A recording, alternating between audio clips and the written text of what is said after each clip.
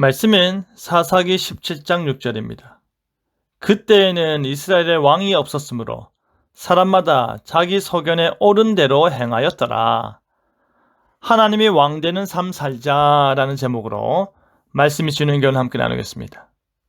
사사들이 지역적으로 혹은 산발적으로 이스라엘을 통치한 시기는 대략 450년에 다다릅니다.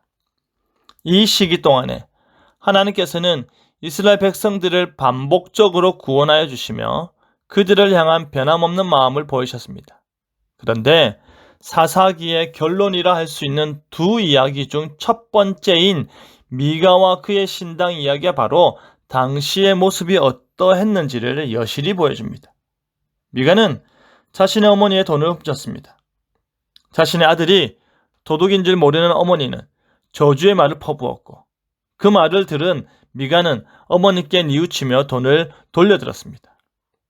그런데 일반적인 가정이라면 훈계를 하고 다시는 그렇지 않겠다라는 다짐을 받았을 것입니다.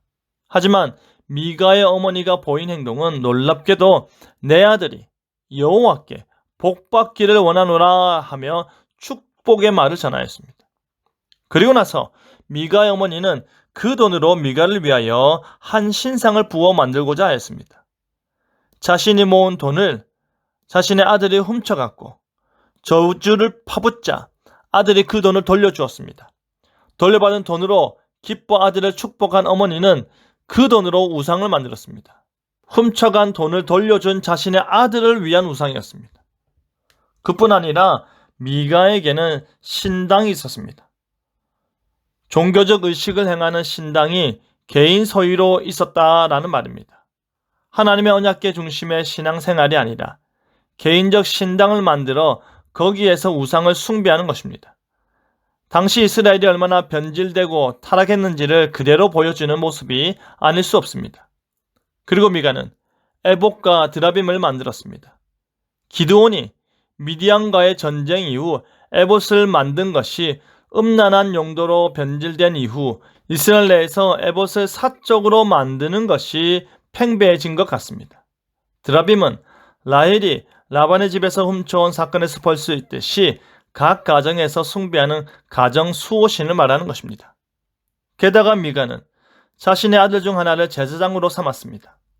하나님께서는 오직 자신의 것으로 삼으사 땅을 기업으로 주지도 아니한 레위 지파로 하여금 제사장 직분을 감당케 하였습니다. 오직 레위 지파만이 하나님께 드리는 제사에 관한 모든 일들을 감당할 수 있었습니다. 그런데 지금 레위 지파가 아닌 에브라임 사람인 미가가 자신의 아들을 제사장으로 삼은 것은 하나님을 향한 예배 의식을 자의적으로 행한 것입니다.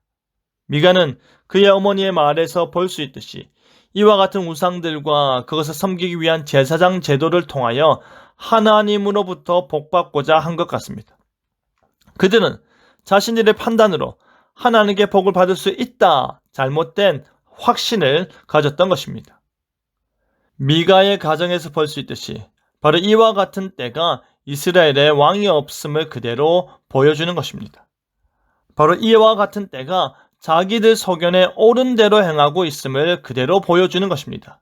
미가가 행한 모든 일들이 하나님으로부터 더 많은 복을 받아 더 나은 삶을 살고자 하는 열심이었지만 미가가 행한 모든 종교 행위들은 복의 복을 받고자 하는 그의 판단이었지만 결국 그 모든 것들이 하나님의 말씀으로부터 이탈하였음을 지적하는 것입니다. 사사기 시대에도 하나님께서는 진정하고 유일한 왕이셨습니다. 하지만 그들은 스스로 왕이 되고 스스로 통치자가 되고 스스로 복받는 방식을 만들었습니다. 입술은 하나님의 복을 구하지만 삶은 내가 왕이다를 외치는 것입니다. 하나님께서는 내 생각과 내 판단과 내 기준으로 하나님을 섬기고 하나님께서 주시는 우리의 삶을 사는 것을 결코 기뻐하지 않으십니다. 하나님께서는 하나님의 생각과 하나님의 기준으로 자기 자신을 예배하고 경외하는 것을 기뻐하시는 것입니다. 사사기는 왕이 없는 시대에 진정한 왕은 하나님이셨음을 시종일관 말해주고 있는 것입니다.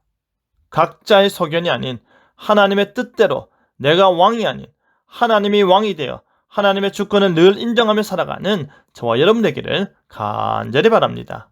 아멘.